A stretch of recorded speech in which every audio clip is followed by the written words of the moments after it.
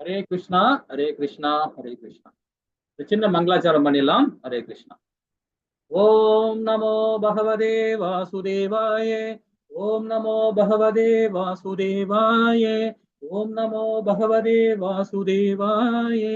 ஓம் அஞ்ஞானதிமிராந்தஸ்ய ஞானாஞ்சனேய சலாகய சக்ஷும் ரும்மிலமேன தஸ்மை குருவே நமக.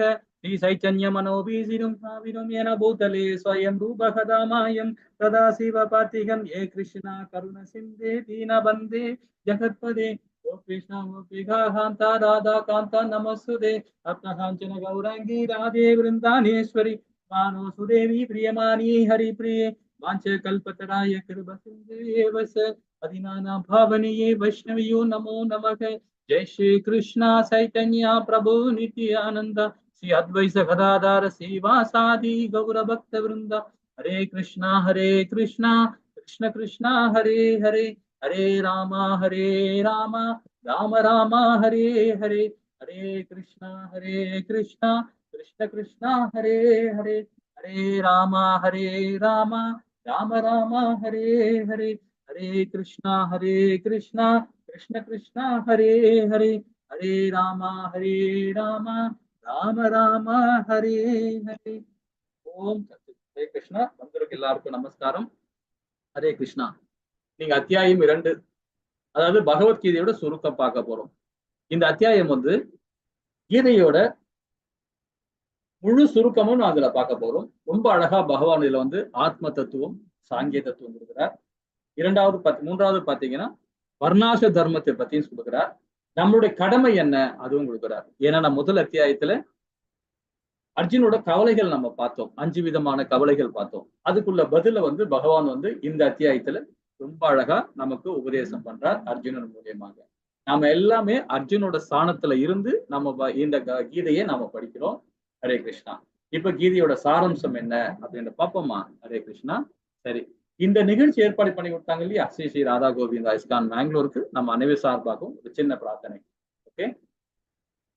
जय श्री कृष्णा चैतन्य प्रभु नित्यानंद श्री अद्वैत गदाधर शिवासादि गौर भक्त वृंद की जय. हरे कृष्ण कृष्ण कृष्ण हरे हरे हरे राम राम राम हरे हरे. இப்ப நாம நேத்திக்கு பார்த்த அந்த அத்தியாயத்துல முதல் அத்தியாயத்தோட ஒரு சுருக்கம் சொல்றதுன்னா அர்ஜுனோட மனக்கவலைகள் இல்லைங்களா. ஃபர்ஸ்ட்ல பார்த்து இரக்கம் பார்த்தோம், இன்பன்மை, பாவச்செயல், குடும்ப பாரம்பரியம், திருமணம். இந்த 5 விதமான கவலைகள் அர்ஜுனனுக்கு இருக்கு.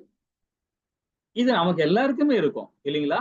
நாம வந்து இலகன மனசு உள்ளவங்க, பக்தி மார்க்கத்துல உள்ளவங்க கண்டிப்பாக இந்த இரக்கம் இருக்கும். ஏன்னா ஒருத்தரை கொல்றது, ஒருத்தர் அடிக்கிறது, ஒருத்தர் திட்டுறது, இதெல்லாம் நாம என்ன பண்ணுவோம்? இறக்கப்படுவோம் இல்லைங்களா. அதே மாதிரி இன்பம், ஒருத்தனை அடிச்சுட்டு அவனுடைய சொத்தை புடுங்குறதோ இல்ல அவனுக்கு ஏதாவது சித்திரவதை பண்ணி அதுல நம்ம இன்பம் காட்டுறதோ நமக்கு ஏதாவது ஒத்து போகுமா? கண்டிப்பா போகும் இல்லைங்களா. அது இரண்டாவது பாவ செயல்.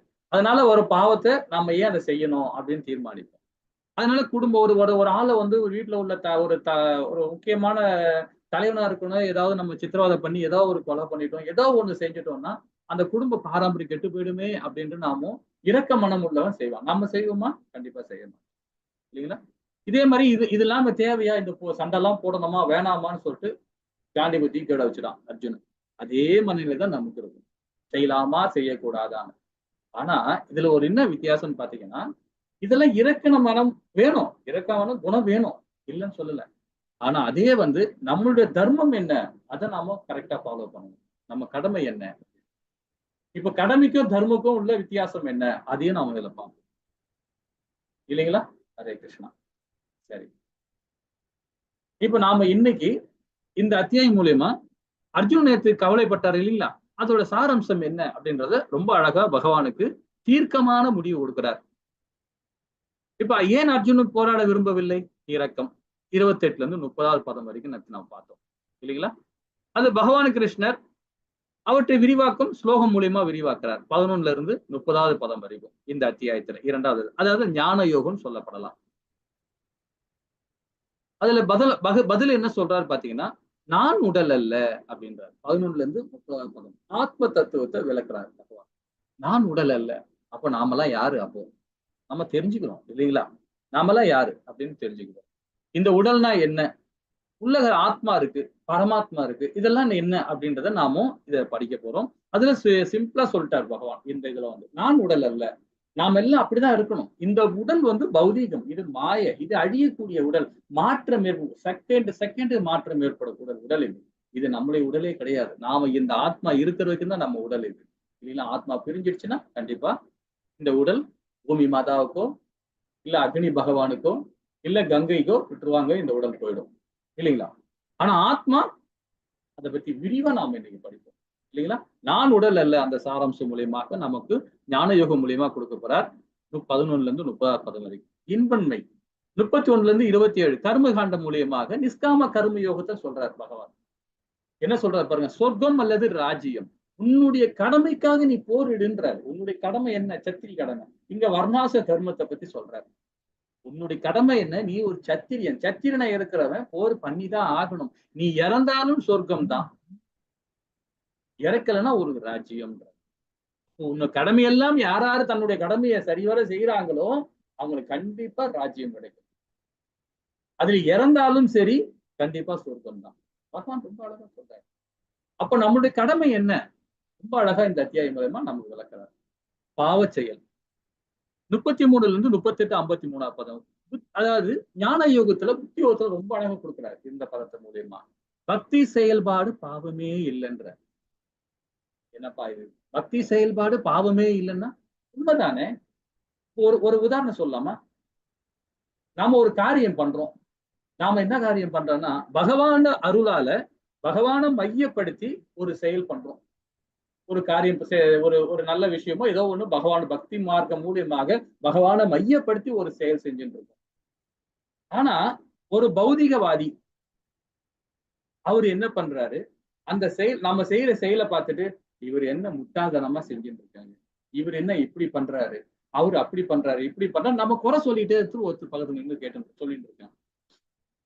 ஆனா நாம பக்தியில செய்யறது அவருக்கு அந்த ஞானம் இல்ல. அவர் அங்க இருந்து நம்மளை குறை சொல்லிட்டு இருக்கார், இவர் இப்படி எல்லாம் பண்றாரு அப்படி எல்லாம் பண்றாருன்னு.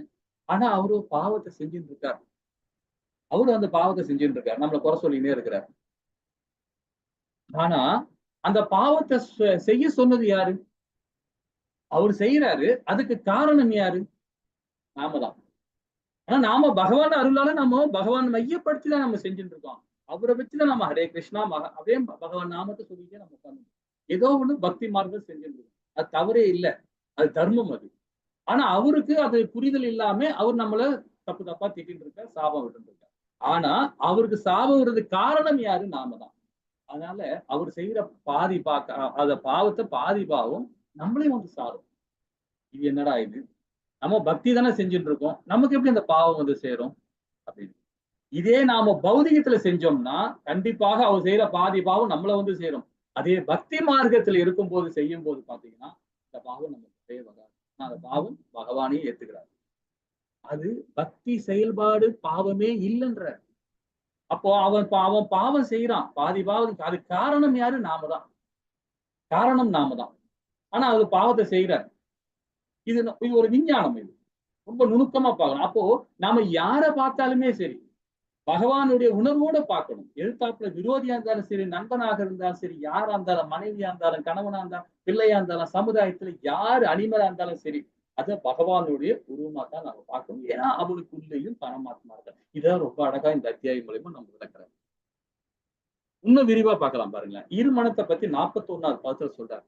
திடமான உறுதியுடன் பகவான் கிருஷ்ணருக்கு சேவை செய்யுங்கள். ஆத்ம ரூபத்துல பகவானுக்கு பக்தி செய்யணும். ஏதோ நாம கோயிலுக்கு போனோம், நம்ம கடமை என்ன? கோயிலுக்கு வந்தோம்பா, அவரை பத்தி விடுமா, 2 தேங்காய் பழம் கொடுத்தோமா, உடைச்சோமா, பூஜை பண்ணோமா, அவருக்கு பூஜை பண்ணோமா, அவர் பேர்ல சாமி பேர்ல அர்ச்சனை பண்ணோமா, இல்ல நம்ம பேர்ல அர்ச்சனை பண்ணோம், ஏதோ ஒண்ணு நம்ம கடமையை செஞ்சுட்டோம், அவ்வளவுதானே. அது பக்தியே கிடையாது. அது பக்தியே கிடையாது. ஆத்ம ரூபத்துல பண்ணும். அதை பத்தி விளக்கமா இந்த அத்தியாயம் மூலியமா நம்ம கொடுக்கிறார் 41வது பதத்துல. சிரமுனியை பத்தி 54 72 பதத்துல சொல்றார். தூய ஆழ்நிலை நிலைவு கொள்ள நபரை பத்தி சொல்ற. அதாவது அனநிய பக்தியில மார்க்கத்துல பகவானுக்கு நாம பக்தி கொடுக்கும் போது, பக்தி யோகத்துல செய்யும் போது பாத்தீங்கன்னா அதுலயும் வந்து பாத்தீங்கன்னா மோக பக்தியும் கொடுக்குறார். அதே மாதிரி பாத்தீங்கன்னா மோக பக்தியும் ஒண்ணு இருக்கு, அதே மாதிரி பிரேம பக்தியும் இருக்கு. அதை பத்தி ரொம்ப அழகா விளக்குறார். ஆழ்நிலை அறிவுனா என்ன அப்படின்னு நம்ம இந்த அத்தியாயம் மூலியமாக இந்த பதம் மூலியமா நம்ம தெரிஞ்சுக்கிட்டோம். குடும்ப பாரம்பரியம் நசித்து போதல் 18ல இருந்து, அதாவது 3ஆம் அத்தியாயம், நாளைக்கு கர்ம யோகத்தை பார்க்க போறோம் இல்லைங்களா? அந்த அத்தியாயத்துல 3:24 சொல்ல போறது வர்ணாச தர்மத்தை தடுக்க ஒரு முன்மாதிரியாக இருப்பா என்றதை நாம இதுல படிக்க போறோம். வர்ணாச தர்மத்தை, வர்ணாச சக்கரத்தை தடுக்க ஒரு முன்மாதிரியாக இருப்போம். எப்படி வர்ணாச தர்மம்? இப்ப நம்ம எல்லாம் நினைச்சுக்கிறோம், நாமெல்லாம் பிராமணன், நாமெல்லாம் சத்திரியன், நாமெல்லாம் சூத்திரன், நாமெல்லாம் வைசியன் அப்படின்னு நாமளே ஒரு சொல்லிடுவோம். ஏன்னா நான் பிறப்பால் எங்க வீட்டுல பிராமண குலத்துல நான் பிறந்தம்பா, நான் சத்திரி குலத்துல பிறந்தம்பா, நான் வைசியன் குலத்துல பிறந்தம்பா, நான் சூத்திர குலத்துல பிறந்தேன். தப்பு இல்ல, தப்பு இல்ல. அது உன்னுடைய பாவம் புண்ணியத்துக்கு போன ஜென்மத்துல என்ன பாவம் புண்ணியம் அது உனக்கு கிடைச்சது. ஆனா இந்த நிகழ்காலத்துல நடக்கும் போது நீ என்ன வர்ணங்கள் செய்யறியோ, நீ என்ன கர்மகாரியங்கள் பண்றியோ அதுதான் உன்னுடைய வர்ணம். நான் பிறப்பால் பிராமணன், நான் பிறப்பால் சத்திரன் சொல்றது அதுவே அபத்தம், அதுவே அதர்மம் சொல்லப்படுது. நீ என்ன காரியம் பண்ற, நீ என்ன செயல் பண்றியோ, என்ன செயல் பண்றியோ அதுதான் உன்னுடைய வர்ணம். நான் ஒரு பிராமண வீட்டுல குழந்தை பிறந்துட்டேன், நான் ஒரு பிராமணன், பிறப்பால் நான் பிராமணன் இருக்கலாம், தப்பு இல்லை. பிராமண குலத்துல பிறந்தா வேதங்களை படிக்கணும், வேதங்களை உபநேசங்கள் பண்ணணும், பகவானுக்கு பாராயணம் பண்ணணும், எல்லா சமுதாய மக்களுக்கும் வேதங்களை சொல்லிக் கொடுக்கணும். அதுதான் ஒரு பிராமணனோட குவாலிட்டியே இல்லைங்களா? நீ அதை விட்டுட்டு நீ ஒரு ஆபீஸ்ல போய் ஒர்க் பண்ற, ஒரு பிசினஸ் பண்றன்னா நீ ஒரு வைசியன். ஒரு ஆபீஸ்ல ஒர்க் பண்றன்னு நீ சூத்திர. நான் ஒரு மினிஸ்டரா இருக்கேன், ஒரு அரசியல்வாதியா இருக்கேன், நீ சத்திரியன். அப்போ உன்னுடைய குவாலிட்டியை விட்டுட்டு தான் நீ அதுல போயிருக்க. அப்ப நீ பிராமணனா? பிராமணனே கிடையாது. நீ ஒரு சத்திரியன். நான் ஒரு சத்திரியன் நான் வம்சத்துல வந்தப்பா. சத்திரிய வம்சம்னா நாட்டுக்கு கொடை வள்ளலா இருக்கணும், நாட்டுக்கு சமுதாயத்துக்கு தொண்டு பண்ணணும், அதுதான் உன்னுடைய கடமை. அதை விட்டுட்டு நான் சூத்திர வேலையை பார்க்கறது, பிராமண வேலையை பார்க்கறது, இந்த வேலையை பார்க்கறது அது உன்னுடைய தர்மமா? ஆனாலும் வேதம் என்ன சொல்லுது, கீதை என்ன சொல்லுது, நீ என்ன செயல் பண்றியோ அதுதான்டா வரணும். நான் இதுதான் பண்ணுவேன், அதுதான் பண்ணுவேன், நான் இந்த வழியில வந்தேன்னு சொல்றது அதர்மம் சொல்லுது. இதுதான் சனாத்தனம் சொல்லுது வேதம். நிறைய பேர் தெரியாம சனாத்தனம்னு என்ன தெரியாம சுத்தின்னு இருக்காங்க. சனாத்தனம் தான், நாம என்ன செயல்படுறோமோ அதுதான் சனாத்தனம், அதுதான் வர்ணம் சொல்றாரு. அதை பத்தி நம்ம அழகா நாம இந்த அத்தியாய மூலியமா பகவான் ரொம்ப அழகா தெளிவா இருக்காரு. உள்வாங்கணும், பகவத்கீதையை உள்வாங்கணும். இப்ப நாம எடுத்தோன்னு 7வது பதத்துக்கு வந்தோம். 7வது பதம், ஏன்னா ஒரு பதம் நான் படிக்கிறது ரொம்ப லேட்டா, இது இந்த அத்தியாயம் பெரிய அத்தியாயம் இது. அதனால ஒரு சுருக்கமா ஒரு இதா படிக்கப்படும். ஏன்னா அர்ஜுனன் பகவான் கிட்ட சரணாகதி அடைய போறார் 7வது பதத்துல. என்ன சொல்றாரு பாப்போம்மா. ஹரே கிருஷ்ணா மாதாஜி, படிக்கலாமா? हरे कृष्ण प्रभुजी।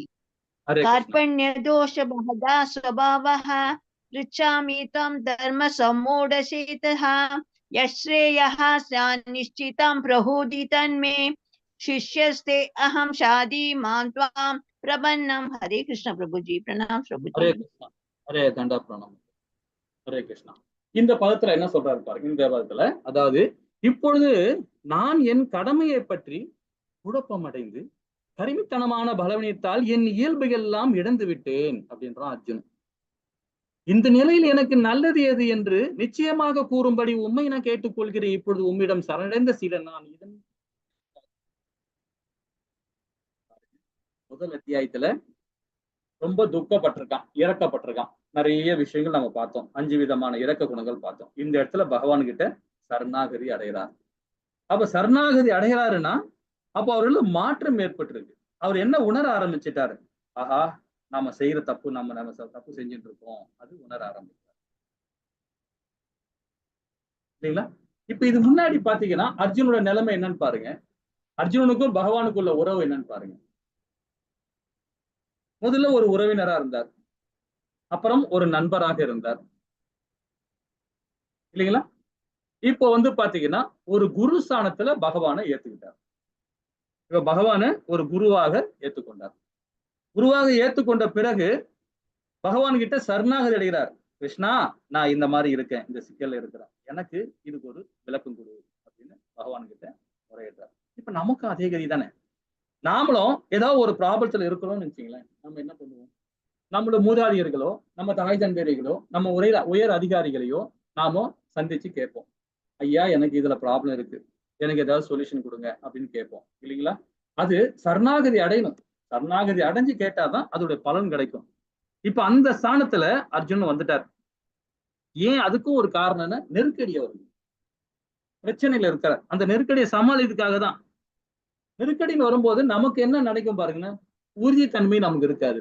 இது எடுக்கலாமா? இது எடுக்கக்கூடாதா? இந்த முடிவை அப்படின்னு நம்ம ஒரு உறுதி இல்லாம இருப்போம். இல்லைங்களா? எல்லாருக்கும் அந்த பிரச்சனை வரும். எடுக்கலாமா? எடுக்கக்கூடாமா? ஏன்னா அவருடைய சத்திரிய கடமையில இருந்து ஸ்லிப் ஆகுறான்றது உணர்ந்துட்டான். அதுல பகவான் கிட்ட சரணாகதி அடைகிறார். அப்ப உறுதியின்மைன்னு சொல்றது என்னது பாத்தீங்கன்னா, ஏன் அந்த உறுதி இல்ல? நம்ம கடமைய சரிவர செய்யல. அப்ப கடமையை பின்பற்றுவதா அல்லது வேண்டாமா அப்படின்னு அர்ஜுனன் வந்து இங்க ஸ்லிப் ஆகுறார்.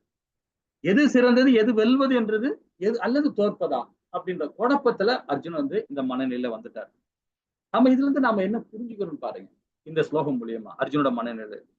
பற்றுதல்னால ஒருவர் எது சரி, எது தவறு கூட நமக்கு அது நம்ம வந்து இந்த பார்க்கும் தன்மையை நாம இழந்துடுறோம்.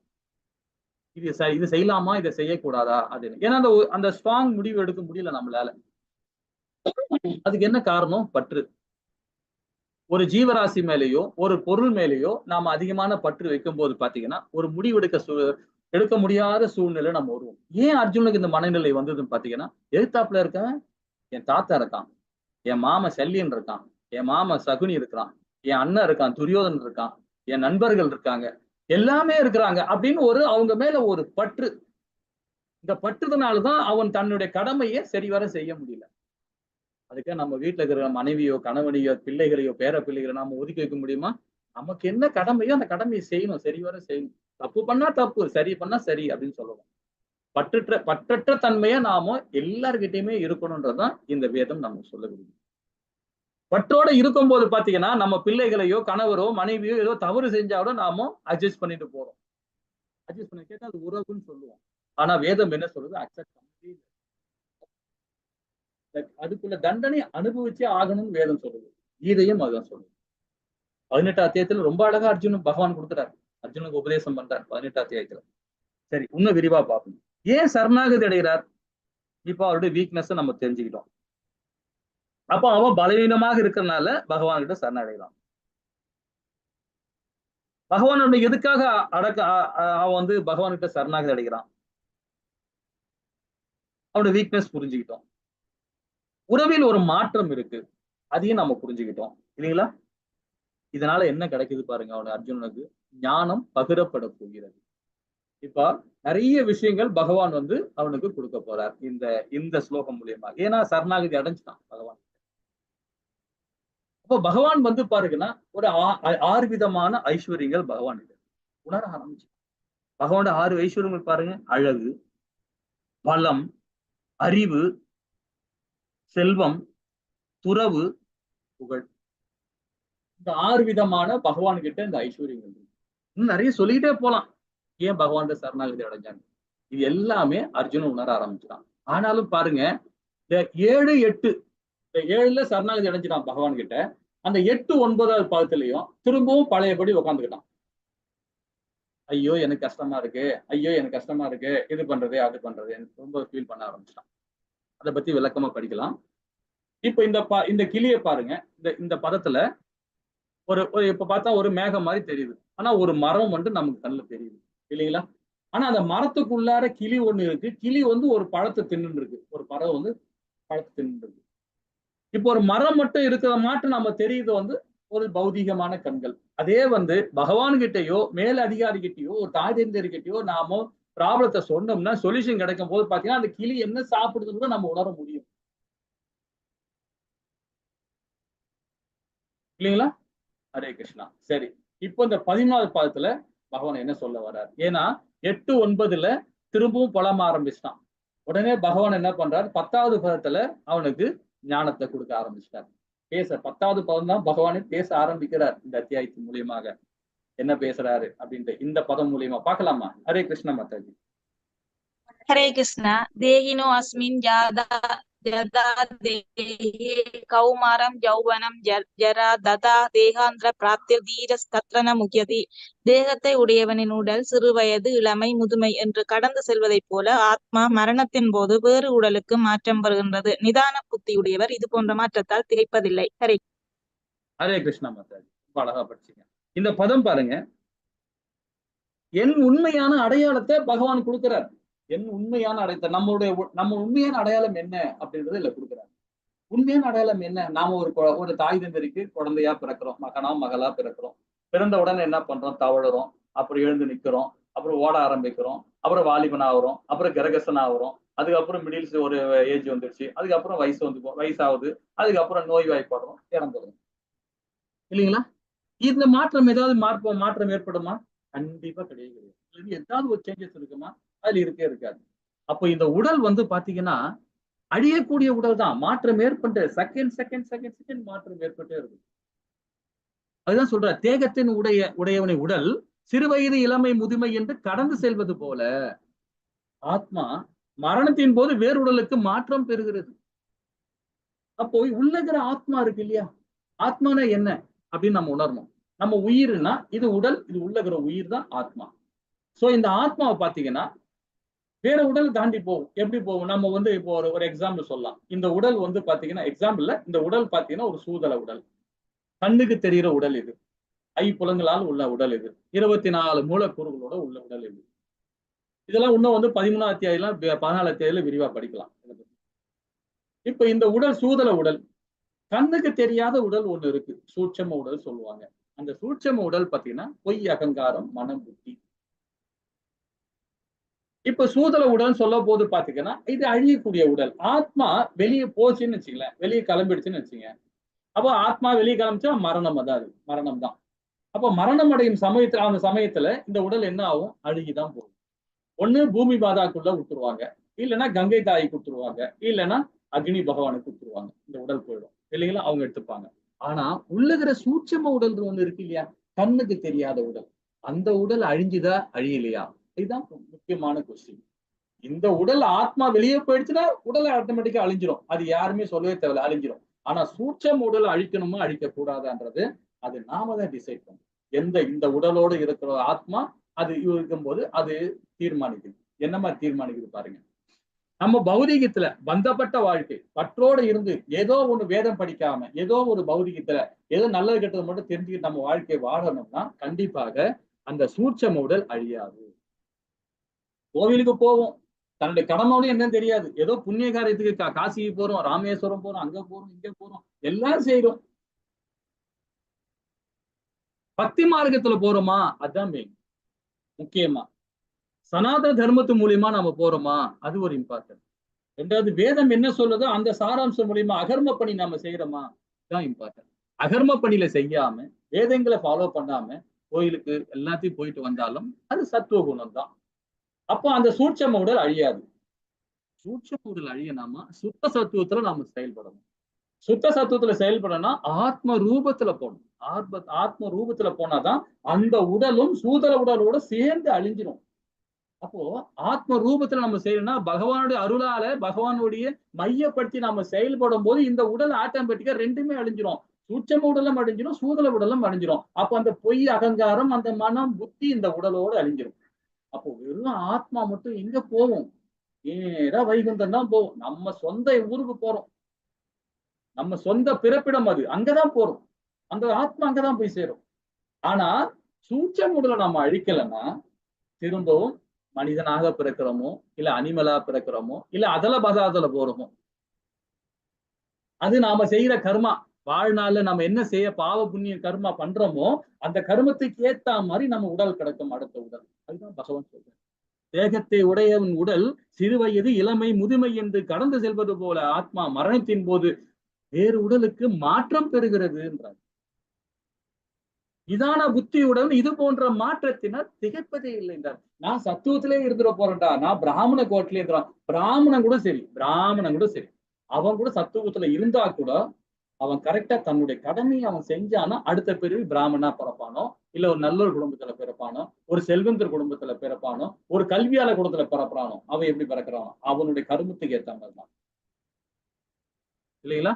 நம்முடைய செயல் பகவானுடைய பகவானை மையப்படுத்தணும். எது வந்தாலும் சரி, உட்கார்ந்தாலும் எழுந்தாலும் நின்னாலும் ஓடினாலும் ஹரே கிருஷ்ணா ஹரே கிருஷ்ணா ஹரே கிருஷ்ணா ஹரே கிருஷ்ணா பகவான் நாமத்தை சொல்லணும், பகவான் ஹரிநாமத்தை சொல்லணும். உங்களுக்கு எந்த மாதிரி நாமம் வருதோ பகவான நாராயணான்னு சொல்லுங்க, மாதவான்னு சொல்லுங்க, கேசவான்னு சொல்லுங்க, வெங்கடான்னு சொல்லுங்க, கோவிந்தான்னு சொல்லுங்க, பகவான் நாமத்தை சொல்லுங்க. சொல்லிக்கிட்டே இருந்தோம்னா இறக்கும் தருவாயிலே எவன் ஒருவன் பகவான் நாமத்தை உச்சரிக்கிறானோ கண்டிப்பாக அவன் முக்தி அடைவான். கண்டிப்பாக முக்கியம். இது வேதம் சொல்லுது சரிங்களா. ஹரே கிருஷ்ணா. இப்ப நான் யார் அப்படின்னு நம்ம தெரிஞ்சுக்கிட்டோம். இப்போ நாமெல்லாம் யாரு? நாமெல்லாம் ஆத்மா. நாம உடல் நினைக்கும் போது என்ன ஆகும்? பௌதீகம். அது உடல் நினைக்கும் போது பௌதீகம். சத்துவ குணம் தான், அது நல்ல குணம் தான். சத்துவ குணம் நல்ல குணம் தான். அதே ரசோ குணம் ரொம்ப கெட்ட குணம். அதாவது பேராசை குணம், பண ஆசை, ஓடிக்கிட்டே இருப்பான், பணத்தை தேடிக்கிட்டே ஓடிட்டே இருப்பான், ரசோ குணம். தமோ குணம் பைத்தியக்காரத்தனமா இருக்கும். சோ இந்த முக்குணங்கள் இல்லாம செயல்படுறான் பாருங்க, அவன் தான் பகவான் லோகத்துக்கு போக முடியும். அவன் தான் சுத்த சக்தி. அப்ப நாமெல்லாம் யாரும் பாருங்க, நாமெல்லாம் ஆத்மா. இது உடல் கிடையாது. உடலுக்கு ஒரு நாமம் இருக்கு. என்னுடைய பேர் சிங்காரம் செல்வம். எல்லாருக்கும் ஒரு நாமம் இருக்கும். ஆனா இந்த உடல் இருக்கிறதுக்குன்னா சிங்காரம் செல்வம். இந்த உடல் விட்டு போயிடுச்சுன்னா இந்த உடலோட போயிடுச்சு அந்த நாமம். ஆத்மாக்கு வேற உடல் தேடி போயிடும். அடுத்தபடி நாயா பிறக்கணும், மனுஷனா பிறக்கணும், இல்ல பகவான் லோகத்துக்கு போறணும். அது என்னுடைய கர்மத்துக்கு ஏற்ற மாதிரி தான். அப்ப நான் யார்? ஆத்மா. ஆத்மான்னு நினைச்சவன்னா கண்டிப்பாக இந்த வாழ்நாள்ல யாருக்குமே துக்கம் கொடுக்க மாட்டான். அவனுடைய செயல் யாருக்குமே ஹாப்பினஸா இருக்கும், சந்தோஷமா இருக்கும். எனக்கு அதெல்லாம் தேவையே இல்லை இல்லைங்களா ஆத்மா நினைக்கும் போது. அப்போ சூதலை விட சூட்சம உடலை பத்தி தெரிஞ்சுக்கிட்டோம், ஆத்மாவை பத்தி புரிஞ்சுக்கிட்டோம் இல்லைங்களா. ஹரே கிருஷ்ணா. இது ஏதாவது டவுட் இருந்ததுன்னா நீங்க இந்த கிளாஸ் முடியும் போது எனக்கு கேட்கலாம். ஹரே கிருஷ்ணா. 23வது பதம் மாதாஜி. हरे कृष्ण प्रभुजी। नैनं चिन्तति शस्त्राणि नैनं दहति पावकः न शैनं चेतयन्तयावो न शोषति मारुतः। हरे कृष्ण। ஹரே கிருஷ்ணா. ஹரே கிருஷ்ணா. இந்த பதம் பாருங்க. ஆத்மா எந்த ஆயுதாலும் துண்டிக்கப்பட முடியாததும், நெருப்பால் எரிக்கப்பட முடியாததும், நீரால் நனைக்கப்பட முடியாததும், வீசும் காற்றால் உலர்த்தப்பட முடியாதது ஆகும். ஹரே கிருஷ்ணா. ஹரே கிருஷ்ணா. இப்ப ஆத்மா பாத்தீங்கன்னா எந்த ஆயுதத்தாலும் கொல்ல முடியாது, துண்டிக்கப்பட முடியாதும், நெருப்பால கூட எரிக்க முடியாது, நீரால கூட நினைச்சு காய வைக்க முடியாது, காற்றால கூட உலர்த்த முடியாது. இந்த மாதிரி ஒரு ஆத்மா கண்ணுக்கு தெரியாததுன்னு சொல்லப்படுது. வேதத்துல என்ன சொல்லப்படுதுன்னா, நம்ம தலைமுடி இருக்குங்களா, அந்த முடியோட நுனி இருக்கு பாருங்க, நுனி. அதுல மைக்ரோஸ்ல பார்க்கும்போது பாத்தீங்கன்னா 10,000த்துல ஒரு பங்கு, அதாவது 0.1 அப்படின்னு சொல்லப்படுது. அவ்வளவு சைக்கிட்ட கண்ணுக்கு தெரியாத ஒரு உயிர் ஆத்மா. ஆனா தெரியும், ஆனா வேதங்களை இப்படிதான் சொல்லப்படுது. இப்ப நமக்குள்ள இதயத்துக்குள்ள பரமாத்மாவும் இருக்கிறார். ஆத்மா மாத்திரம் இல்ல, பரமாத்மாவும் இருக்கிறார். எல்லா ஜீவராசிகளுமே, புழு பூச்சி கூட 84 லட்சம் ஜீவராசிகள் இருக்கு அண்டத்துல. அண்டத்துல 84 லட்சம் ஜீவராசிக்குள்ளேயும் பரமாத்மா இருக்கிறார். புரிஞ்சுக்கணும். இப்ப இந்த பறவையை பாருங்களேன், 2 விதமான பறவைகள். ஒண்ணு சாட்சி பறவை. ஒரு பறவை பாருங்க பழத்தை தின்னுகிட்டே இருக்கு.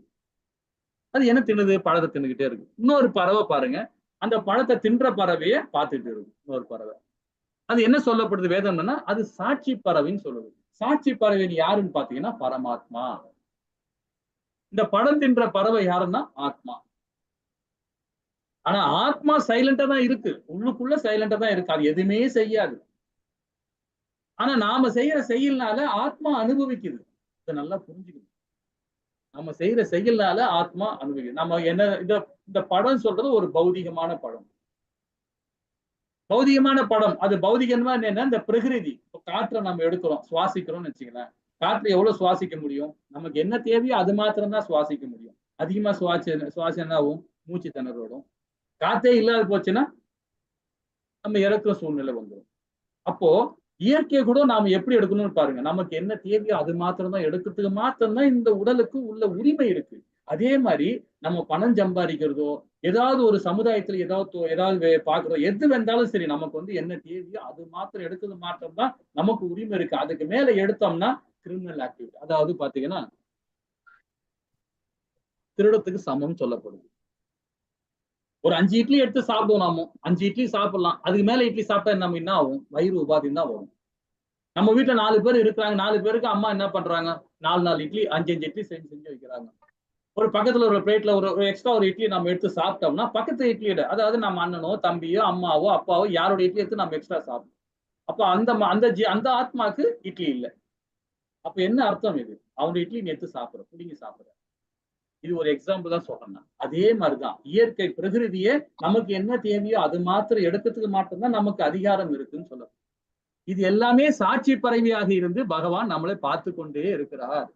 பகவான் வேற எங்கேயுமே இல்ல, நமக்குள்ளேயும் இருக்கிறார், உங்களுக்குள்ளேயும் இருக்கிறார், வண்டுக்குள்ளேயும் இருக்கிறார், பூச்சிக்குள்ளேயும் இருக்கிறார், எல்லா ஜீவராசிரியத்திலும் பரமாத்மா சாட்சி பறவையாக.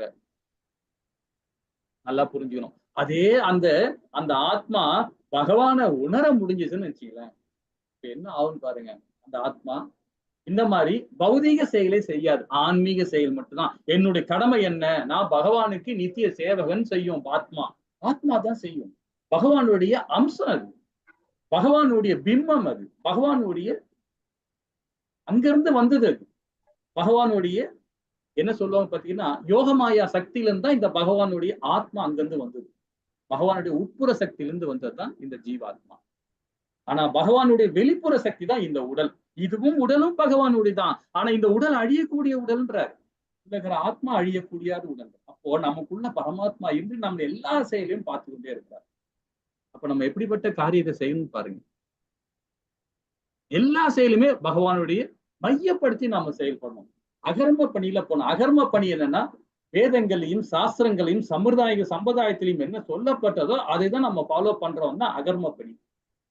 விகர்ம பணின்றவன் வேதத்துக்கு எதிர்மாறியா செய்யறவன். கருமியை எப்படி பாத்தீங்கன்னா, இப்படியும் செய்வான் அப்படியும் செய்வான். கர்மகாண்டத்துல உள்ளவன். கர்மகாண்டத்துல என்ன பண்ணுவான், வேதத்தையும் படிப்பான், பௌதியத்திலையும் போவான். ஆனா நாம எல்லாம் கருமியை நம்ம ஒத்துக்கணும். நம்ம எல்லாமே கருமிகள் தான். ஏன் நம்ம கருமியை சொல்றோம்னு பாத்தீங்கன்னா, நம்ம என்ன பண்றோம், ஒரு ஆபீஸ்ல வேலை பார்க்கிறோம், ஒரு விவசாய வேலை பார்க்கிறோம், ஒரு பிசினஸ் பண்றோம், எங்க வேலை பார்க்க நம்ம எதுக்கு பணம் ஈட்டுறோம். பணம் எதுக்கு, நமக்கு வாழ்வுக்கு நமக்கு தேவை, அது நம்ம குடும்பத்துக்கு தேவை, நம்ம சமுதாயத்துல ஒன்றி வாழ்ந்து நம்ம எல்லாம் கருமிகள் தான். ஆனாலும் பற்றற்ற தன்மையா நம்ம செய்யறோம் பாத்தீங்களா, அவன் தான் கர்ம யோகியா வர முடியும். என்ன தேவையோ அது மாத்திரம் சம்பாதிக்கிறான் பாருங்க, அவன் தான் கர்ம யோகி. அவன் தான் உண்மையான துறவுன்னு சொல்லப்படுறார். நாளைக்கு படிப்போம் கர்ம யோகத்துல, அதை பத்தி படிப்போம். சரி, இந்த பதத்துல என்ன சொல்றாரு பாப்போமா. ஹரே கிருஷ்ண மாதாஜி. हरे कृष्ण प्रभु जी। आवाच्य पदम च बहुन् वदिष्यन्ति दवाहिता निदन्तस्य तव सामर्थ्यं। ஹரே கிருஷ்ணா. ஹரே கிருஷ்ணா. உங்களுக்கு நெட்வொர்க் ப்ராப்ளமா தெரியுது. சரி, ஓகே. அன்பில்லாத வார்த்தைகள் பலவற்றை கூறி உனது எதிரிகளை உனது திறமையை நித்திப்பர், அதை விட இருந்த துன்பத்தை தரக்கூடிய வேறு என்ன இருக்கும். பகவான் எப்படி சொல்றாரு பாருங்க. அன்பில்லாத வார்த்தைகள் பலவற்றை கூறி உனது எதிரியை உனது திறமையை நித்திப்பர். உன்னுடைய திறமை என்ன அப்படின்னு பாத்தீங்கன்னா, பகவானுக்கு தொண்டு செய்யற கடமை தான் உன்னுடைய கடமை. திலகம் விடுறது, கண்டி மாலை போடுறது, சிகா விடுறது, பிராமண குவாலிட்டியில் நம்ம நடக்கிறது தப்பே இல்லை, தப்பே இல்லை. ஆனா உங்களை நித்திப்பாரு. எதை விட, அதை விட மிகுந்த தரக்கூடிய வேற எதுவுமே கிடையாதுன்ற. வேற என்ன இருக்க முடியும். நம்ம பகவானுடைய நித்திய சேவகம் இல்லையா நாம எல்லாருமே. எல்லா ஆத்மாவு இந்த 4 லட்சம் பிறவி, அதாவது 4 லட்சம் பிறவி இல்ல, 4 லட்சம் மனித உடல், 84 லட்சம் மொத்தம் ஜீவராசிகள் அந்த சராசரங்கள் இருக்கு. இதுல 80 லட்சம் உயிர்வாழிகள், எல்லா உயிர்வாழிகளும் சொல்லப்படலாம். எது, அனிமலு, கண்ணுக்கு தெரியாத பூச்சிங்க, இதெல்லாம் 80 லட்சம். 4 லட்சம்ன்றது மனித பிறவி.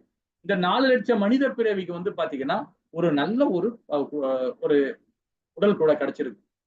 இந்த 80 லட்சம் உயிர்வாழியை தாண்டி தான் இந்த 4 லட்சம் உயிர்வாழி நமக்கு கிடைக்குது. அப்ப 80 லட்சம் உயிர்வாழியை தாண்டி வரும். அப்ப எப்படிப்பட்ட புழுவா இருந்தோம், பூச்சா இருந்தோம், எலியா இருந்தோம், பூனியா இருந்தோம், எல்லாமே மாறி கடைசியில தான் இந்த மனித உடல், அழகான உடல் நமக்கு கிடைச்சிருக்கு. பகுத்து பார்க்கிற ஞானம் கிடைச்சிருக்கு. அந்த உடலை கிடைச்ச பேர் நாம மிஸ் பண்ணுவோமா? பண்ணவே கூடாது. ரொம்ப அழகானது. 80 லட்சம் உயிர்வாழை தாண்டி தான் நம்ம வந்திருக்கோம். இதெல்லாம் பத்தி நம்ம கர்ம யுகத்துல விரிவா படிக்கலாம். ஹரே கிருஷ்ணா. 37வது பதம் மட்டும். ஹரே கிருஷ்ணா. ஹதோ வா ப்ராப்யசி சர்வஹர்ஹம் ஜித்வா வா போஷ்யசே மஹிம் தஸ்மாத் உத்திஷ்ட கௌந்தேய யுத்தாய கிருத நிச்சயः. குந்தியின் மகனே, போர்க்களத்தில் நீ கொல்லப்பட்டால் சொர்க்கத்தை அடையலாம், வெற்றி பெற்றால் இவ்வுலகினை அனுபவிக்கலாம். எனவே உறுதியுடன் எழுந்து போர் புரிவாயாக. ஹரே கிருஷ்ணா. ஹரே கிருஷ்ணா.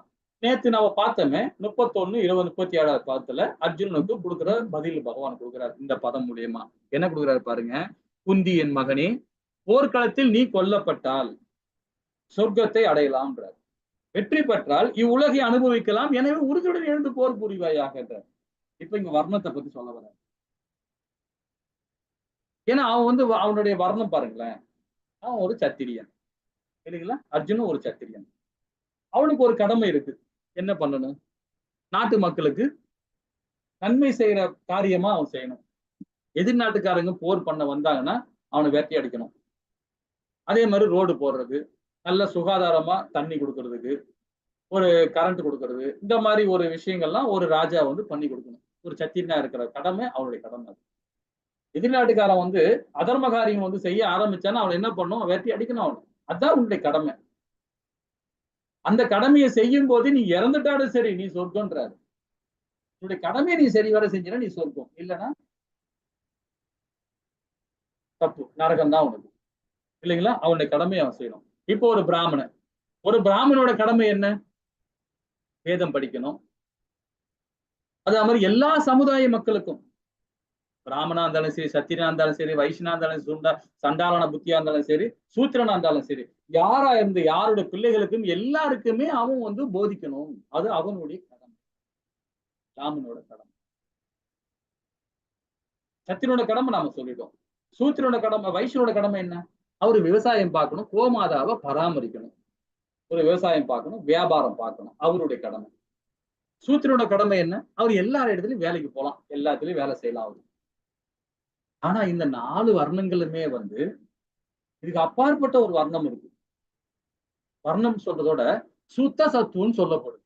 இந்த 4 பேருமே பிராமண கோட்டில செய்ய முடியும். இந்த வேதம் சூத்திரனா இருக்கிறவன் பகவானுக்கு பாராயணம் பண்ண முடியும், அவனும் பிராமண கோட்டில நடவடிக்கை செய்ய முடியும்.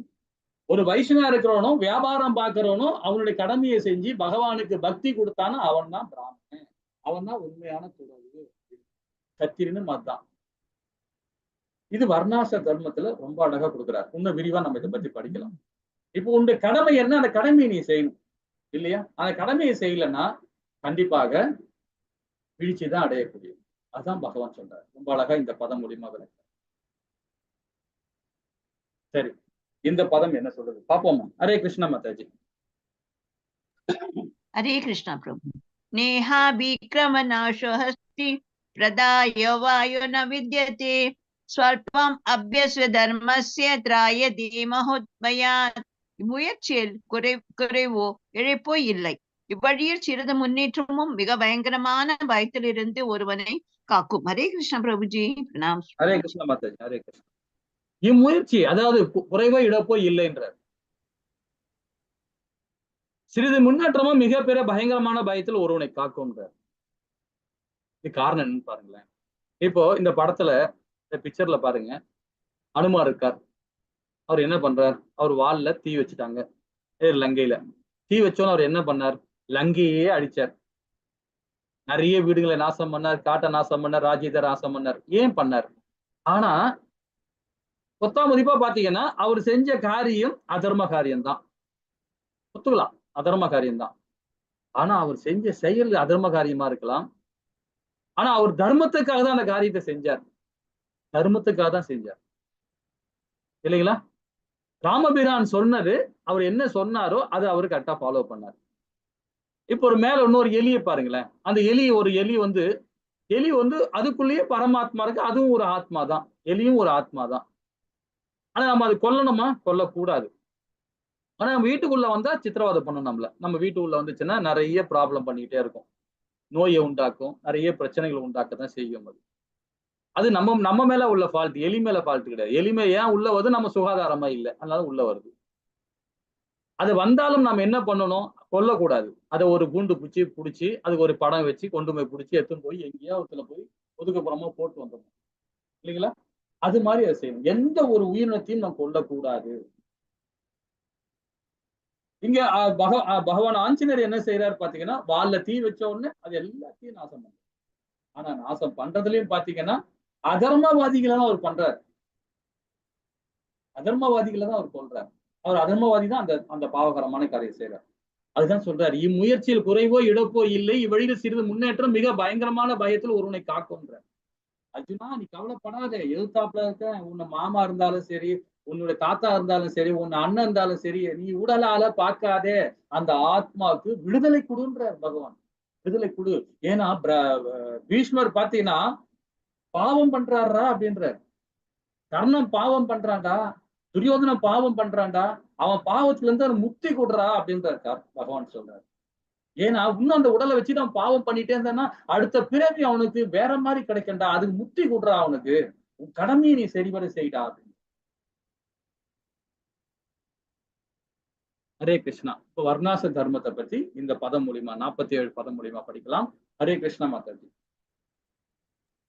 हरे कृष्णा कर्मण्येवाधिकारस्ते मा फलेषु कदाचन मा कर्मफलहेतुर्भूर्मादेशङ्गो அஸ்வகர்மணி. உனக்கு விதிக்கப்பட்ட கடமையை செய்ய மட்டுமே உனக்கு அதிகாரம் உண்டு. ஆனால் செயல்களின் பலன்களில் உனக்கு அதிகாரம் இல்லை. உனது செயல்களின் விளைவுகளுக்கு உன்னையே காரணமாக ஒருபோதும் எண்ணாதே. கடமையை செய்யாமல் இருக்க ஒருபோதும் பற்றுதல் கொள்ளாதே. ஹரே கிருஷ்ணா. ஹரே கிருஷ்ணா மாதாஜி. அழகா படிச்சீங்க. இந்த இடத்துல 47 பதம் பாருங்க. உனக்கு விதிக்கப்பட்ட கடமையை செய்ய மட்டுமே உனக்கு அதிகாரம் உண்டுன்ற. உனக்கு விதிக்கப்பட்ட கடமை என்ன? நீ ஒரு பிராமணனா உனக்கு என்ன விதிக்கப்பட்ட கடமை? இப்ப நான் சொன்னோம் இல்லையா, அந்த கடமை செய்யணும். ஒரு சத்திரனா அந்த கடமை செய்யணும். சூத்திரனா அது, வைசியனா அது செஞ்சாகணும் இல்லைங்களா? அதுக்கு செய்ய மட்டும்தான் உனக்கு அதிகாரம். ஆனா செயல்களின் பலன்களே உனக்கு அதிகாரம் இல்லைன்றார். ஒரு நாட்டுக்கு நீ சக்கரவர்த்தியா இருக்கிறன்னா சக்கரவர்த்தி கடமையை நீ சரிவர பண்ணணும். அதுல பலனை எதிர்பார்த்தீங்கன்னா நீ பிடிச்சு அடைவாய். அப்ப திருதராஷ்டிரன் என்ன பண்றார்? தன்னுடைய மகன்களை இது வரணும், நாட்டுக்கு ராஜ்யத்தை கொண்டு வரணும் அப்படின்னு திருதராஷ்டிரன் நினைக்கிறார். அப்ப அது பலனை எதிர்பார்க்கிறார். தவறு இல்லைங்களா? இல்லைங்களா? அது சரியான செயலா? அது தன்னுடைய கடமையா ஒரு தப்பா போய் யூஸ் பண்றார். ஆனா உனது செயல்களை விளைவுக்கு உன்னையே ஒருபோதும் காரணம் ஒருபோதும் என்ன அதுன்றார். உன்னுடைய கடமைய நாம சரிவர பண்ணிட்டு அதை பலனை எதிர்பார்க்காம அந்த பலனை செஞ்சுட்டு அதோட விளைவு இருக்கு பாத்தீங்களா? அப்ப விளைவு வரும்போது நம்ம என்ன பண்ணுவோம்? ஐயோ நஷ்டமாயி போச்சே அப்படின்னு. அதுக்கு நீ காரணம் இல்ல, அதுக்கு நீ காரணமே கிடையாது. அந்த விளைவு வந்தாலும் அந்த பகவான் ஏத்துக்கிறேன்ற, அந்த பாவத்தை நான் ஏத்துக்கிறேன்.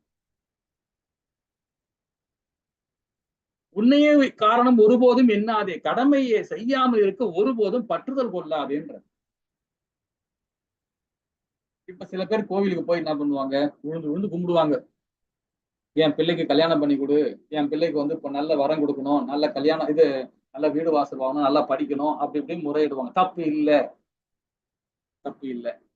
ஆனா வேதம் என்ன சொல்லுதுன்னு பாத்தீங்கன்னா அது அக்செப்ட் பண்ணல. ஏன்னா பகவான் என்ன சொல்றாரு பாத்தீங்கன்னா, உனக்கு எல்லாத்தையும் நான் கொடுத்துட்டேன்டா. காத்தை கொடுத்துட்டேன், மண்ணை கொடுத்துட்டேன், பொண்ணை கொடுத்துட்டேன், சமுதாயத்தை கொடுத்துட்டேன், அப்பா அம்மா அண்ணன் தம்பி சமுதாயத்தை எல்லாத்தையும் நான் கொடுத்துட்டேன். ஏன்டா என்கிட்ட முறையிடுற? உனக்கு எல்லாமே நான் கொடுத்துட்டேனே, திரும்ப திரும்ப என்னையே கேட்கிற? நீ அனுபவிச்சு நீ செய்யற காரியத்துக்கு நானா பொறுப்பு? நான் என்ன சொல்றேன்? வேதம் மூலியமா என்ன சொல்றேன்? அகர்ம பணி செய். சாஸ்திர சம்பிரதாயம் என்ன சொல்ற அதை ஃபாலோ பண்ணு. அதை ஃபாலோ பண்ணாவே கண்டிப்பா நீ முக்தி அடையவன்னு சொல்றேன். அதை விட்டுட்டு நீ உன்னுடைய செயல் நீ செஞ்சுட்டு கடைசியில இங்க வலிக்குது அங்க நோவுதுன்னு நான் என்ன பண்ண? உன்னுடைய விதிக்கப்பட்ட கடமையை செய்ய மட்டும்தான் உனக்கு அதிகாரம் இருக்கு. இப்ப வர்ணாச தர்மத்தை பத்தி பார்ப்போம். இப்ப நம்ம சின்னதா பார்ப்போம், நாளைக்கு அந்த 3வது அத்தியாயத்துல விளக்கமா பார்க்கலாம். இப்ப பிராமணோட கடமையை நம்ம படிச்சுட்டோம். சத்திரியன் கடமை, இந்த 4 வர்ணங்களை கடமையை பார்த்தோம். கட்டுப்பாடு ஒண்ணு இருக்கு 4 பேருக்குமே. கட்டுப்பாடு என்னன்னு தெரியுங்களா? பிராமணனுக்கு பாத்தீங்கன்னா குழந்தை பிறந்த பிறகு 25 வயசு வரைக்கும் அவரு பிரம்மச்சாரி விரதம் இருந்தே ஆகணும். ஒரு பிராமணன் 26ல இருந்து 50 வரைக்கும் அவரு கிரகஸ்தனா இருக்கலாம், இல்லாமலும் அப்படி சன்னியாசி கூட ஆகலாம், அது அவருடைய. ஆனா கிரகஸ்தனா ஆகலாம். 51ல இருந்து 75 வரைக்கும் வனவாச வாழ்க்கை வாழ்ந்தே ஆகணும். 76ல இருந்து இறக்கும் தருவாயில வரைக்கும் அவர் சன்னியாசி ஆகும். இது அவருடைய கட்டுப்பாடு. அதே மாதிரி சத்திரனுக்கு 3 விதமான கட்டுப்பாடு, 4 விதமான கட்டுப்பாடு பிராமணனுக்கு. இந்த கட்டுப்பாடு சத்திரனுக்கு. சத்திரனுக்கு பிறந்த பிறகு அவர் பருவம் அடைகிற வரைக்கும் அவரு பிரம்மச்சாரி விரதம் இருக்க அவசியமே இல்லை. அவர் பருவம் அடைஞ்ச பிறகு அவரு கிரகஸ்தன் ஆகலாம். அதுக்கப்புறம் 51ல இருந்து 75 வரைக்கும் அவரு வனவாசம் போயே ஆகணும். 75க்கு பிறகு அவர் இறக்கும் தருவாய் வரைக்கும் அவரு சன்னியாசி ஆகணும். இது சத்திரனோட கட்டுப்பாடு. வைசியனுக்கும் அதே கட்டுப்பாடு தான். சத்திரனுக்கு என்ன கட்டுப்பாடோ அதே கட்டுப்பாடு தான் வியாபாரம் பார்க்கிறவர். அவருக்கும் அதே கட்டுப்பாடு தான். ஆனா சூத்திரருக்கு ஒரு கட்டுப்பாடு கூட இல்லை. அவரு சுதந்திரமா இருக்கலாம். ஒரே கட்டுப்பாடு என்னன்னு பாத்தீங்கன்னா ஒரு கிரகஸ்தனா மாத்திரம் இருக்கலாம். அது ஒரு கட்டுப்பாடு. இந்த 4 விதமான 4 வர்ணங்களுக்கும் இந்த 4 கட்டுப்பாடுகள் இருக்கு. நீ என்ன செயல் செய்யறியோ அதுக்கேத்த வர்ணங்கள் அமைது. அந்த வர்ணத்துக்கு ஏத்த மாதிரி கடமையை செய்து அந்த வர்ணத்துக்கு ஏத்த மாதிரி கட்டுப்பாடு இருக்கு. அதை ஃபாலோ பண்றவங்க வர்ணாச தர்மம். அதுதான் சனாதனம் சொல்றது. ஆசிரமங்கள் இருக்கு. இது 4வது அத்தியாயத்துல விரிவா படிக்கலாம். 4 விதமான ஆசிரமங்களுக்கு பிரம்ம கௌடிய சம்பிரதாயம், உத்தர சம்பிரதாயம், சனத் சம்பிரதாயம், ஸ்ரீ சம்பிரதாயம். இந்த 4 சம்பிரதாயம் 4 இந்த வர்ணங்கள் 4 கடமைகள் இருக்கு, 4 கட்டுப்பாடுகள். இந்த 16 தெரிஞ்சவன் பெருவாழ் வாழ்வான். இதுதான் வேதங்கள் சொல்றது. நாம தவறா படிச்சுட்டு இருக்கோம். 16 பெற்று பெருவாழ் வாழ்வும் நம்ம எல்லாம் சொல்லிட்டு இருக்கோம். அது கிடையாது. ஆக்சுவலா 4 வர்ணங்கள் தெரிஞ்சுக்கணும், 4 கடமைகள் தெரிஞ்சுக்கணும், 4 கட்டுப்பாடுகள் தெரிஞ்சுக்கணும், 4 விதமான ஆசிரமங்கள் இருக்குன்னு தெரிஞ்சுக்கணும். இதுதான் 16. இந்த 16 பெற்று பெருவாழ்க்கை வாழும். இதை தெரிஞ்சவன் நான் ஆத்மா, நான் உடல் அல்லன்னு சொல்லுவான். அவன் அந்த செயலை செய்வான். ஹரே கிருஷ்ணா. இந்த வர்ணாச தர்மம் இதுதான் வேதம் கொடுக்குது. இதுதான் பகவத்கீதையும் சொல்லுது. பகவான் இதுதான் உச்சரிக்கிறார். அதை விட்டுட்டு நாம என்ன பண்றோம்? நான் பிராமணன்டா, நான் சத்திரன்டா, நான் வைசியன்டா, நான் சூத்திரன்டான்னு காலை தூக்கி சுத்தின்னு இருக்கும். அது தவறு. அவனு செய்கிற கர்மத்துக்கு ஏத்த மாதிரிதான் பிராமணன், சத்திரிய, வைசியன், சூத்திரன் சொல்லப்படுது. ஹரே கிருஷ்ணா. 41வது பதம் மாதாஜி. हरे कृष्ण। व्यवसायात्मिका बुद्धिर एक हे गुरुनंदन बहुशाखा ह्यनन्दाश சபுத்யோ அவ்யசாயினாம். இவ்வழியில் உள்ளோர் தங்களது குறிக்கோளில் திடமான உறுதியுடன் இருப்பார். இவர்களது லட்சியம் ஒன்றே. குருவம்சத்தின் செல்வனே, உறுதியற்றவரது அறிவோ பல கிளைகளை கொண்டது. ஹரே கிருஷ்ணா பிரபுஜி. தேங்க்யூ. ஹரே கிருஷ்ணா. ஹரே கிருஷ்ணா மாதாஜி. இவ்வழியில் உள்ள தங்களது குறிக்கோள் என்ன அப்படிங்கிறோம். இப்போ பகவானை மையப்படுத்தி தன்னுடைய கடமையை, நம்முடைய தர்மத்தை அவன் ஃபாலோ பண்ணும் போது பாத்தீங்கன்னா திடமான உறுதியோட இருக்கணும். இப்போ பாருங்களேன், நாம சத்துவத்துல இருக்கிறோமா, ரசோல இருக்கோமா, தமோல இருக்கோமா, நாம தான் தீர்மானிக்கிறோம். இது பகவானையோ, அப்பாவோ, அம்மாவோ, மனைவியோ, கணவரோ, சமுதாயமோ தீர்மானிக்கல. நாம் தான் தீர்மானிக்கிறோம். நாம தான் செய்யறோம் அந்த செயல், இல்லைங்களா? அப்ப நாம தான் தீர்மானிக்கிறோம். என்ன தீர்மானிக்கணும்? நான் பகவானுடைய அவருடைய வைகுந்தத்துக்கு நான் போகணும்டா அப்படின்னு நினைக்கிறவன் அப்ப அவன் என்ன பண்ணுவான்? அகர்ம பணியை செய்வான். வேத சாஸ்திரங்கள் சொல்லப்பட்ட சாராம்சத்து மூலியமாக வாழ்க்கையை கொண்டு போவான். அவன் செயலையும் செய்ய ஆரம்பிச்சிருவான். அப்ப செய்யும் போது என்ன, இப்போ ஒரு குறிக்கோள் வச்சுட்டான், இதாண்டா என்ன குறிக்கோள், பகவான் லோகத்துக்கு போகணும். அப்ப அகர்ம பணியில செய்யும் போது அப்ப அவனுக்கு கண்டிப்பாக ஒரு மாற்றம் ஏற்படும். ஒரு மாற்றம் ஏற்படும். திடமான ஒரு உறுதியான எடுக்கும்போது ஒரு மாற்றம் ஏற்படும். அந்த மாற்றத்தினால, அந்த செயல் செய்யறதுனால அவன் என்ன ஆகும் பாருங்க, அவன் மாத்திரம் அடைய மாட்டான். அந்த குடும்பம் மேன்மை அடையும். அவன் மாற்றம் அடையதுனால அந்த குடும்பம் மேன்மை அடையும். குடும்பம் மேன்மை அடைச்சுன்னா அந்த தெருவு, வீதி இருக்கு பாத்தீங்களா, அந்த வீதியில உள்ள எல்லாருமே மேன்மை அடைவாங்க. அந்த வீதி மேன்மை அடைஞ்சா ஒரு நகரம் மேன்மை அடையும். ஒரு நகரம் அடைஞ்சா ஒரு நாடு மேன்மை அடையும். ஒரு நாடு மேன்மை அடைஞ்சா உலகமே மேன்மை அடையும். அப்ப எங்கிருந்து வருது பாருங்க, நம்ம கிட்ட தான் வருது. நாம சமுதாயத்தையோ, அப்பா அம்மானையோ, மனைவியோ, கணவனையோ நாம குறை சொல்லக்கூடாது. நாம தான் சிறு பொறியா இருந்து அதை ஆரம்பிக்கணும். மற்றவங்களை குறை சொல்றதை நிறுத்திட்டு நாம ஒழுக்கமா இருந்தோம்னா போதும், நாடு கரெக்டா இருக்கும், இல்லைங்களா? அதுதான் சொல்ற, ஒரு திடமான முடிவு இருக்கணும்ன்றார். இவ்வழியில் தங்களது குறிக்கோள் திடமான உறுதியுடன் இருப்பது இவர்களது லட்சியம் ஒன்றே. குரு வம்சத்தின் செல்வனே, உறுதியற்றது அறிவே கிளைகளை கொண்டது. இப்ப அர்ஜுனோட இந்த படத்துல பாருங்க, துரோணாச்சாரியா சொல்றார், அந்த மரத்துல உள்ள கிளி ஆட்டுறான்ற அவன் அடிக்க ட்ரை பண்றான். அப்ப எல்லாருக்கும் ஒரு ரவுண்ட் கொடுக்குறார். முதல்ல இவனுக்கு கொடுக்குறார், யுதிஷ்டர் கொடுக்குறார். யுதிஷ்டர் என்ன பண்றாரு, பாக்குறார், குருவே அது ஒண்ணும் பிரச்சனை இல்லை, அந்த கிளியை அடிச்சிருவேன். ஆனா அங்க ஒரு கிளை ஒண்ணு போகுது, அந்த கிளையில ஒரு இலை இருக்கு, அந்த இலையில ஒரு புழு இருக்கு. நான் இங்க இருந்து அடிச்சேன்னா அந்த இலையும் டேமேஜ் ஆகும், அந்த கிளையும் உடையும், அந்த புழுவும் இறந்து போகுமே, இது அதர்மம் இல்லையா அப்படின்றான். சரி நீ ஃபைல்ரா அப்படின்னு ஓரங்கட்டு, அவனை ஓரங்கட்டியாச்சு. அதுக்கப்புறம் துரியோதன்ட்ட கொடுக்குறாங்க. துரியோதனன் பாக்குறான், இப்படியே பாக்குறான், பார்த்தவன் அடிக்கிறான். அது எங்கேயோ திசை, அவனுக்கு ஒரு திடமான முடிவு இல்லை, அவனுக்கு தெரியல, எடுத்து அடிக்கிறான், எங்கேயோ போயிடுது. பீமன்ட்ட கொடுக்குறாங்க. பீமன் என்ன பண்ணுவான், அந்த மரத்தையே புடியும் தூர போட்டுறான். நீயே ஃபைல்ரா ஓரம் பட. அர்ஜுன்ட்ட கொடுக்குறாங்க. அர்ஜுனா அந்த மரக்கிளையும் பார்க்கறான், அந்த புழுவையும் பார்க்கறான், அந்த இலையும் பார்க்கறான், எல்லாமே பார்க்கறான். ஆனா என்னுடைய ஆச்சாரி என்ன சொன்னாரோ அது செய்யறது மட்டும்தான் எனக்கு அதிகாரம் இருக்கே தவிர அதையெல்லாம் பார்க்க கூடாதுன்னு எடுத்து டைரக்டா அடிக்கிறான். அடிச்ச உடனே என்னன்றான், அந்த கரெக்டா அந்த கிளி கண்ணை பார்த்து அடிச்சு விட்டான். அப்போ நமக்கு மேல ஆச்சாரிகள் என்ன சொல்றாங்களோ, வேதம் என்ன சொல்லுதோ அதை மாத்திரம் செய்யறது மட்டும் நமக்கு அதிகாரம் இருக்கே தவிர வேற செய்யறதுக்கு நம்ம அதிகாரமே இல்லை. குருசீட பரம்பரை வர ஆச்சாரிகள் சொல்படி நம்ம கேட்கணும். 4 விதமான ஆசிரமங்கள் நான் சொல்லியிருக்கேன் சரிங்களா? பிரம்மகௌடியா சம்பிரதாயம், சி சம்பிரதாயம், சனத் சம்பிரதாயம், உத்தர சம்பிரதாயம். இந்த ஆச்சாரிகள் ராமானுஜர் என்ன சொல்றார், மத்துவாச்சாரி என்ன சொல்றார், விஷ்ணுசாமி என்ன சொல்றார், இதெல்லாம் நாம ஃபாலோ பண்ணணும். ஃபாலோ பண்ணி நம்ம அகர்ம பணியை செஞ்சு நாம முக்திக்கான வழிதான் அவங்க சொல்லி கொடுப்பாங்க இல்லைங்களா? அதுதான் அர்ஜுனன் ரொம்ப அழகா அடிச்சான். அதை நம்ம ஆராயக்கூடாது. இப்படி சொல்லிட்டாரு குரு, இப்படி பண்ணா அதர்மம் இதுன்னா அவங்களுக்கு தெரியாதா குருவுக்கு என்ன செய்யணும்னு சொல்றது இல்லைங்களா? ஹரே கிருஷ்ணா. இப்ப இந்த பதம் இதுல முடிச்சுக்கலாம். இப்ப பாத்தீங்கன்னா அடுத்த ஸ்டேஜ் நம்ம வந்துருக்கிறோம். திருமுனியை பத்தி 54ல இருந்து 72. உணர்ச்சிகளை திருப்திப்படுத்தும் அனைத்து வகையான விருப்பங்களை விட்டு விடுகிறேன். 55 பதம் குறிகள். பேச்சு பாருங்க 56, 57. இன்பம், துன்பம், பயம், கோபம் விடந்து பாதிப்பு இல்லை. எப்படி இருக்கிறான்? 58, 63. ஆமை தனது ஓட்டுக்குள் உடலை சுருக்குவது போல அப்படின்னு சொல்லுது. எப்படி நடந்து கொள்கிறான் பாருங்க 64. இந்த ஆசைகள் இருந்து விடுபட்ட வாழ்க்கையில இருந்து அதே மாதிரி ஆமை தனது ஓட்டுக்குள் எப்படின்னா, இது நம்ம ஒரு இப்போ ஒரு உதாரணம் சொல்லாமே. ஒரு குளம் இருக்கு, ஒரு ஆறு, ஒரு குளம் இருக்கு. அந்த குளத்துல ஒரு தாமரை இலை இருக்கு இல்லைங்களா? எல்லா இடத்துலயும் தாமரை இலை இருக்கும். அந்த தாமரை இலை அந்த குளத்துக்குள்ள இருந்தாலும் தண்ணிக்குள்ளதான் இருக்கு. ஆனா அதுக்கு மேல ஒரு தண்ணி டிராப் பட்டாவோட ஒட்டுமா? ஒட்டே விடாது, ஓடிடும். அந்த தண்ணி ஓடிடும். அது போலதான் நம்ம வாழ்க்கை. இந்த தண்ணி சொல்ற அந்த குளம் சொல்றபடினா இந்த லோகம், இந்த பௌதிகமான உலகம், இந்த பிரகிருதி, இந்த இயற்கை. இந்த இயற்கையில நாம இருக்கிறோம். சமுதாயத்தை இயற்கையோட நம்ம வாழ்ந்துட்டு இருக்கிறோம். ஆனா இதுல பந்தப்பட்ட வாழ்க்கை வாழவே, பந்தப்பட்ட வாழ்க்கை தான் நம்ம, பந்தப்பட்ட வாழ்க்கை இல்லாம இருக்கும். பந்தப்பட்ட வாழ்க்கைன்னா பற்றோட இருக்கக்கூடாது, பற்றற்ற தன்மையா இருக்கும். எப்படி இலையில தண்ணி பட்டா ஒட்டாம இருக்கோ அது போல இருக்கும். நம்ம சமுதாயத்துல சேர்ந்து இருந்தாலும் நம்ம அதுல இருந்து விலகி இருக்கணும்.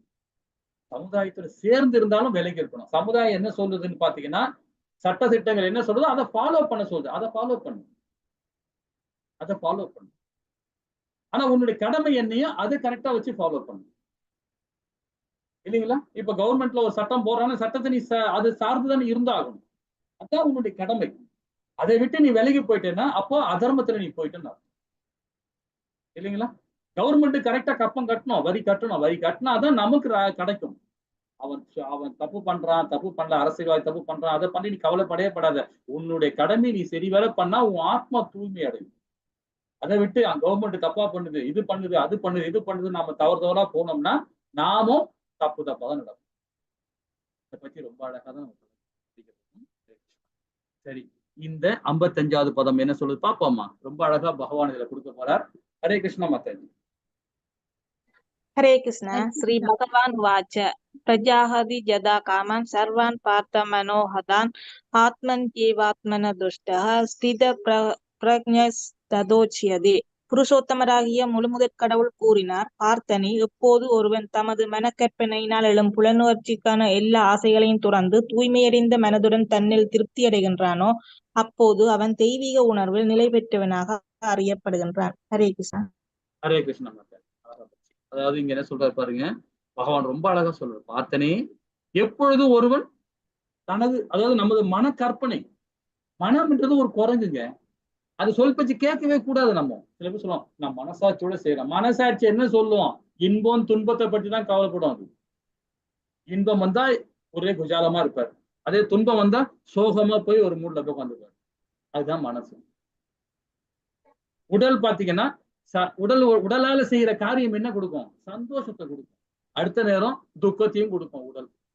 மனது அப்படித்தானே, சாந்தி கொடுக்கும் மனது. அதுக்கப்புறம் திருப்பவும் துன்பத்தை தான் கொடுக்கும். ஆனா ஆத்மா இருக்கு பாருங்க, அது சச்சித்தானந்தமா பண்ணும். ஏன்னா அது பகவானுடைய நித்திய சேவகன். அது பகவானுடைய அம்சம். அது பகவானைத்தான் சதா நேரமே சொல்லிக்கிட்டே இருக்கும். பகவானை நினைச்சிட்டே இருக்கும் ஆத்மா. ஆனா உடலும் மனதும் பௌதீகம். அது அழியக்கூடியது. ஆத்மா அழிவில்லாதது. ஆத்மா பகவான்கிட்ட போகணும் மட்டும் தான் முறையிட்டு இருக்குமே தவிர இந்த பௌதிக உடலும் சரி, இந்த மனமும் சரி, இந்த பொய் அகங்காரம் சரி, திரும்பவும் இந்த மிடில் லேண்ட்னா இந்த பூலோகத்தை தான் பெருமெடுக்கணும் ஆசைப்படும் இல்லைங்களா? அது மன கற்பனை எழுப்பும் நம்மள. எப்பவுமே எண்ணமும் செயலும் ஒன்னா இருக்கணும்னு சொல்லுவாங்க பெரியவங்க. பாத்திருக்கீங்களா? வேதமா தான் சொல்லுது. இப்ப நம்ம எல்லாம் என்ன பண்ணிருக்கோம்? பகவத்கீதை படிக்கிறோம், வந்திருக்கோம். நல்ல எண்ணம். ஆனா நம்ம செயல்ல வருமா? அதுதான் சனாதனம். எண்ணமும் செயலும் ஒன்னா இருக்கணும். இப்ப பகவத்கீதையில பகவான் என்ன சொன்னாருன்றதை நம்ம தெரிஞ்சுக்கிட்டோம். ஆனா அது நம்ம செயல்ல கொண்டு வரோம் பாருங்களேன், அதுதான் பூர்ணம். அதுதான் பூர்ணத்தை அடைய முடியும். அப்பதான் நம்ம மோட்சம் அடைய முடியும் இல்லைங்களா? கண்டிப்பா நம்ம எல்லாரும் செய்வோம் அந்த காரியம். இன்னைக்கு ஈடுபடினாலும் பிறவில கண்டிப்பா நம்ம செய்வோம். அதுதான் சொல்றாரு. பார்த்தனே, எப்பொழுது ஒருவன் நமது மன கற்பனை ஏடும் புலன்கிளர்ச்சிகளை எல்லா ஆசைகளையும் துறந்து தூய்மை அடைந்த மனதுடன் தன்னில் திருப்தி அடைகிறானோ அப்பொழுது அவன் தெய்வீக உணர்வை நிலை பெறுகிறான், அறிவுடையாகிறான். ஆசைகளை துறக்கணும். இன்பம் துன்பம் வந்தா ஒரே இதா இருக்கணும். அப்பா இன்பம் துன்பம் பௌதிகம். ஆன்மீகம்னு பாத்தீங்கன்னா அதை பத்தி கவலையே பட மாட்டான். இன்பம் வந்தாலும் சரி, துன்பம் வந்தாலும் சரி, அடே நான் இருக்கிறது இங்க சுற்றுலா வந்திருக்கேன்டா, நான் ஒரு இங்க வந்திருக்கிறேன். இப்போ இது என்னுடைய வீடே கிடையாது. என்னுடைய வீடு பகவானுடைய வைகுந்தம் தான் என்னுடைய வீடு. இது என்னுடைய வீடே கிடையாது. எனக்கு எப்படி இங்க துக்கம் வரும், எப்படி இங்க சந்தோஷம் வரும்? கிடையவே கிடையாது. என்னுடைய சந்தோஷம் பகவானுடைய லோகம் தான். இப்படி நினைக்கிறவங்க அறிவுடைய நாகம் சொல்ல. சரிங்களா? ஹரே கிருஷ்ணா. 62வது பதம் என்ன சொல்லுது பாப்போமா? ஹரே கிருஷ்ணா மாதாஜி. हरे कृष्ण। पिशयन् पुंसः देषु भजायते सञ्जयाते कामः साधु अभिजायते। हरे அப்படியே कृष्ण। படிச்சிருங்க மாதாஜி.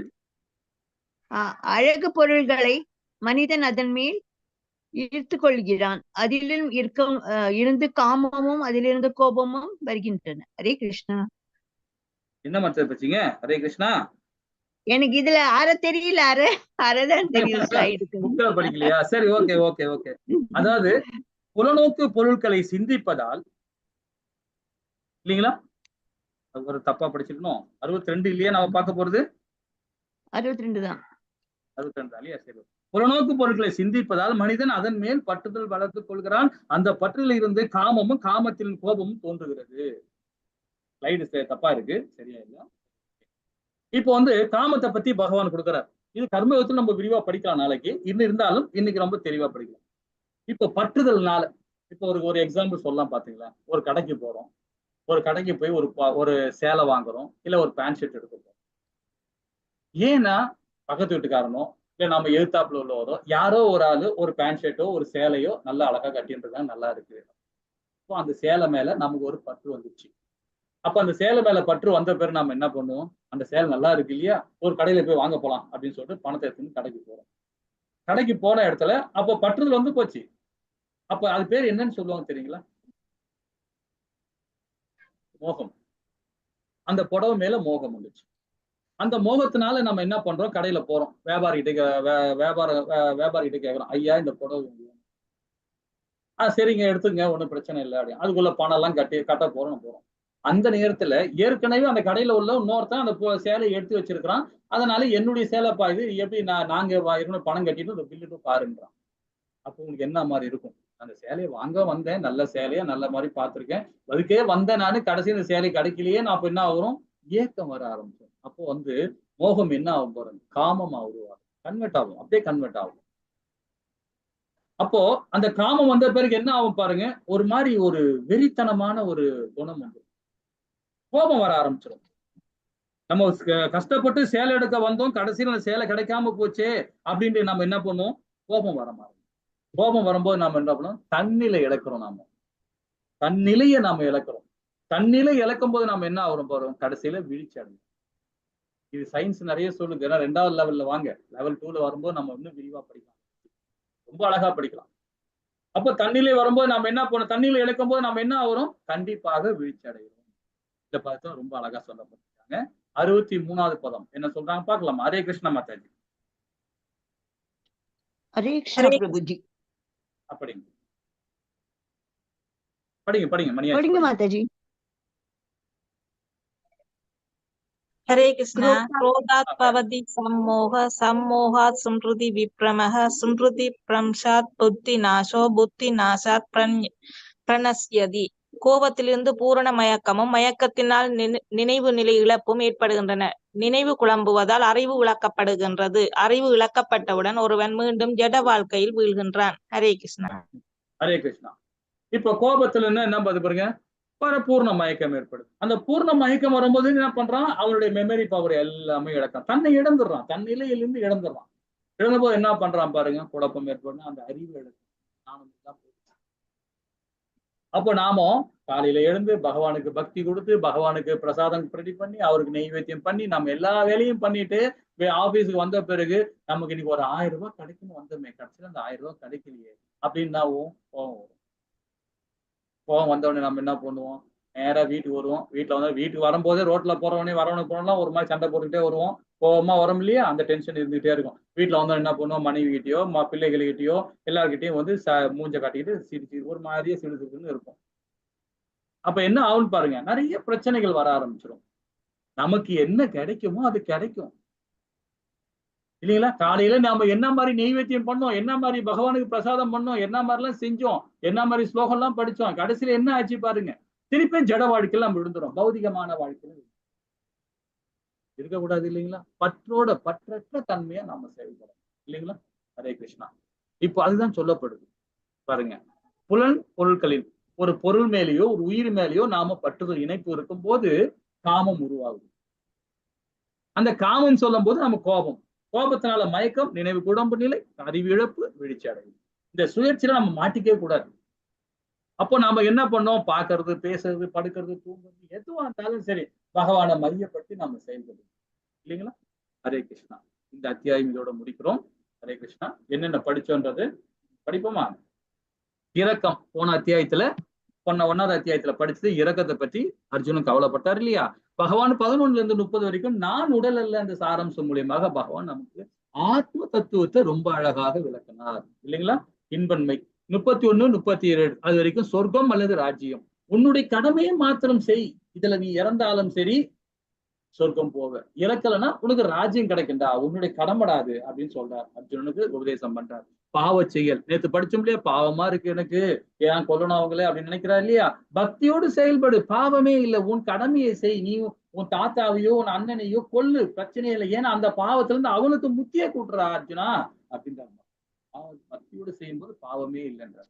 குடும்ப பாரம்பரியத்தை பத்தி சொல்றார். 46, 45, 46 நாளைக்கு அத்தியாயத்துல படிக்க போறோம் கர்மயோகம். அழகான அத்தியாயம் அது. அதுல வர்ணாச தர்மத்தை பத்தி தடுக்க முன்மாதிரியாக இருக்கணும். வர்ண சக்கரத்தை பத்தி ரொம்ப அழகா நாம இன்னைக்கு படிச்சோம். அதை விட விரிவா நாளைக்கு படிப்போம். இருமனம், நான் போர் பண்ண மாட்டேன்னு சொல்லி காண்டிபுரத்துல உட்காந்துட்டான். உறுதியோட ஆண்டவனுக்கு செய்டா, உன்னுடைய கடமை ஆண்டவனுக்கு செய்யற கடமை. பிள்ளைகள் வந்து தாய் தந்தருக்கு செய்யற கடமை பகவானுக்கு செய்யற கடமையா. தாய் தந்தை தன்னுடைய பிள்ளைகளுக்கு செய்யற கடமை பகவானுக்கு செய்யற கடமையா. சமுதாயத்துக்கு தொண்டு செய்யற கடமை பகவானுக்கு செய்யற தொண்டாது.